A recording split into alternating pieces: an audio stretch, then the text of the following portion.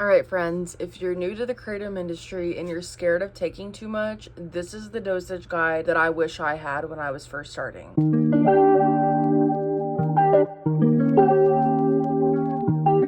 This is the number one rule that I recommend to anyone, and it is to start low and go slow. When you're just starting out with Kratom, you don't know how your body's going to react to it, so you want to start low. Maximum 1 to 2 grams of Kratom in a dosage at once. You can always take more, but you cannot take less if you've taken too much. So you want to start low and then build up from there. There are 3 dosage ranges. There is low, moderate, and high. The lower range is 1 to 2 grams. Moderate range is 2 to 4 grams, and then the higher range will be 4 grams and above. And of course, I highly recommend to take tolerance breaks every week because that will help you to keep your daily dosage down. Therefore, you will save money and you will not build a strong dependence towards it. If you're a beginner, you're going to want to stay in that low range for minimum the first 2 weeks to a month so that your body can get adjusted to Kratom and its benefits and understand how your body reacts to it. How to actually measure Kratom is pretty simple. So typically 2.5 grams is a teaspoon. So you can just get a teaspoon and you can put that teaspoon in water. There's multiple different ways to do the Kratom method to get it in your system.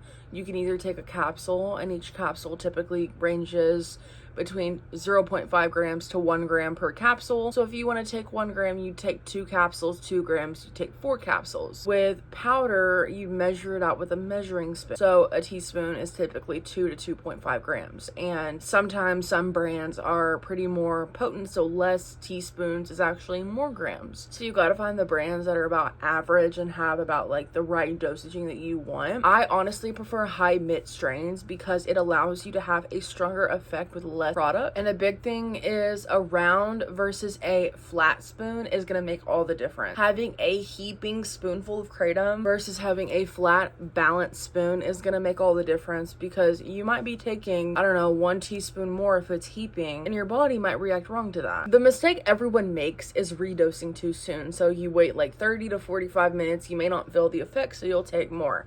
Don't do that. And if you take it on an empty stomach, that will most likely increase the chances of it working faster. But if you have a high risk of being very nauseous, taking it with something on your stomach will help prevent that extreme nausea. My biggest recommendation is to wait at least an hour to an hour and a half before redosing because you want to make sure like it is in your system, it is working, and then determine if you need to take more. Because you can take more, but you can never take less. You can only take more. This is what too much feels like, and this is not talked about enough. So there's this thing called the wobbles. Your legs will shake and you'll feel shaky, and that's basically where it's overloading your nervous system. Your body doesn't know what to do, it doesn't know how to react, and that's the wobbles. You will also get extreme nausea because the thing about Kratom is you will never overdose on this stuff. It will just make you throw up the stuff that does not work with your body will reject it. And also dizziness can happen if you take too much as well. The biggest thing is when you have these symptoms, eat, rest, and really hydrate your body to bring your balance back to normal. And also my biggest tip is don't think it doesn't work because you've only tried it a few times.